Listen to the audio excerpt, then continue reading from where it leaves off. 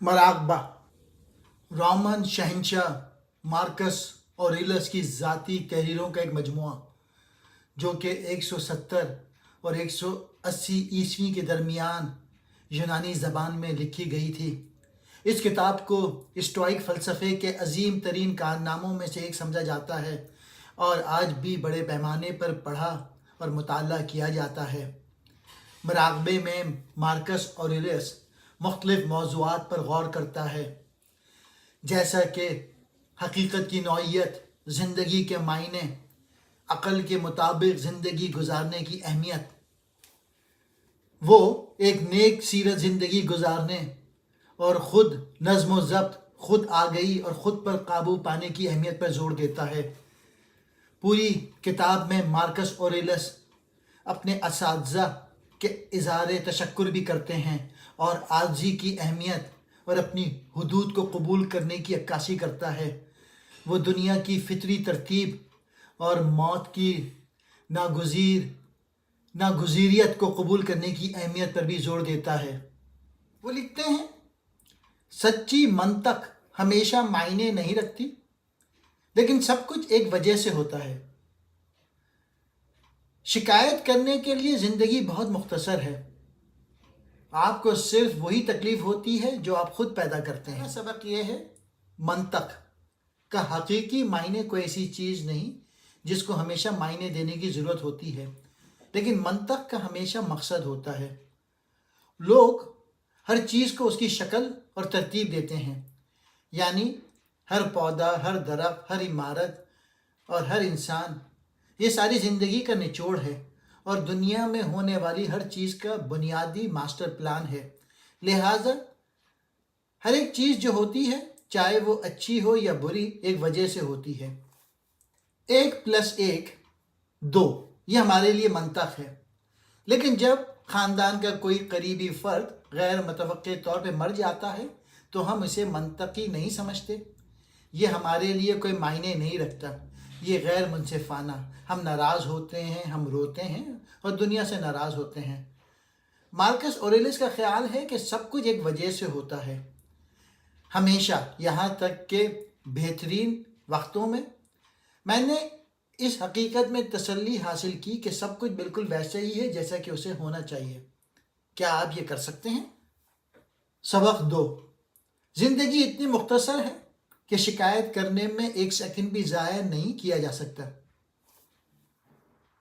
आपके गुस्से में आने वाला हर मिनट के लिए आप 60 सेकंड की खुशी खो देते हैं। आप वो 60 सेकंड हंसते हुए गुजार सकते थे, बात करना, सांस लेना, लेकिन आप अपने साथ वाले शख्स से शिकायत करने का इंतखाब किया। आप कभी नहीं जानते कि आपके पास कितना अरसा है, कोई नहीं जानता।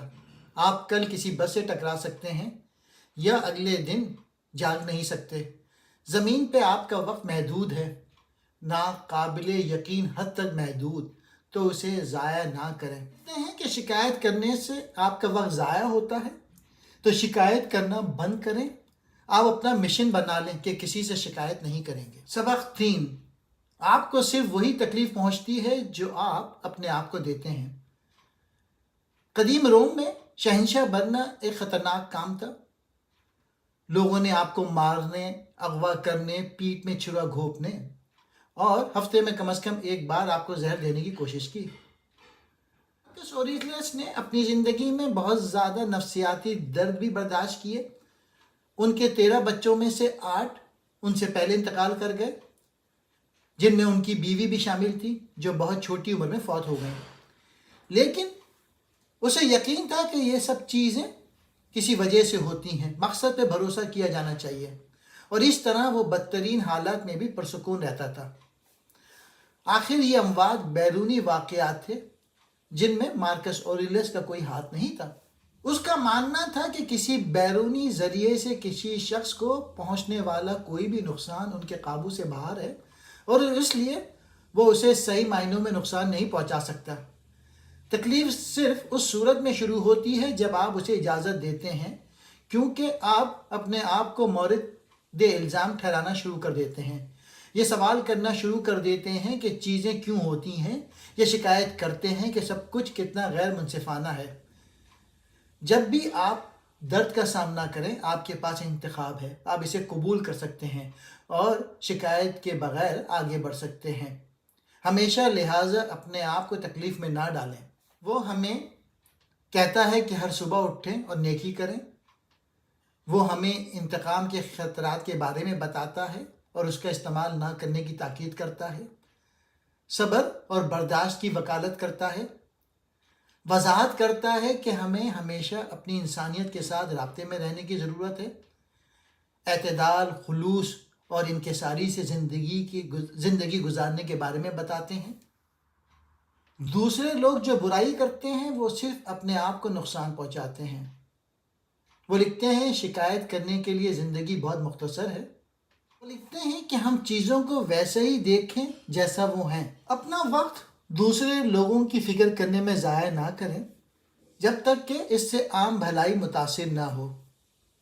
یہ آپ کو کسی بھی مفید کام سے روکے گا۔ آپ اس میں بہت زیادہ مشغول ہوں گے کہ فلاں کیا کر رہا ہے اور کیوں، اور وہ کیا کہہ رہا ہے اور وہ کیا سوچ رہا ہے اور وہ کیا کر رہے ہیں۔ ہر رات اوریلس زندگی، اخلاقی تبدیلی اور موت سے متعلق خیالات مرتب کرتے تھے۔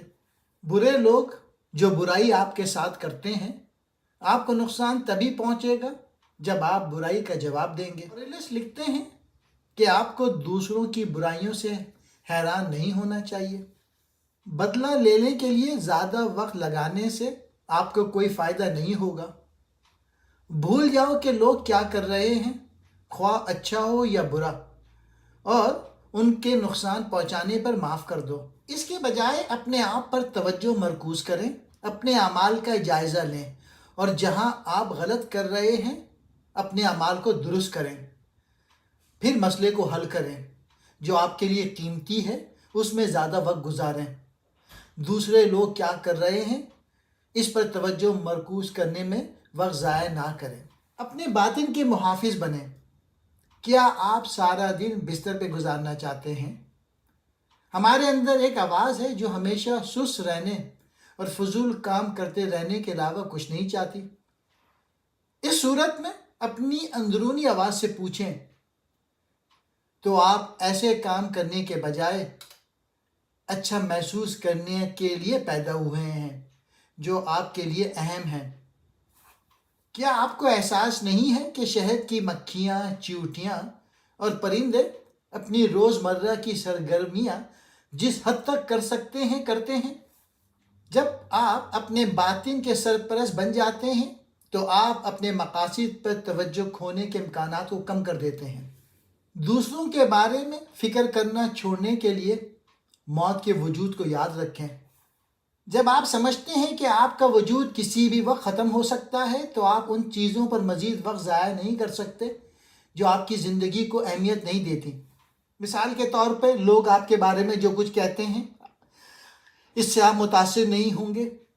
آپ فرصت کے وقت ٹی وی دیکھنے یا کسی غیر فعال سرگرمی میں مشغول ہونے میں وقت ضائع نہیں کریں گے۔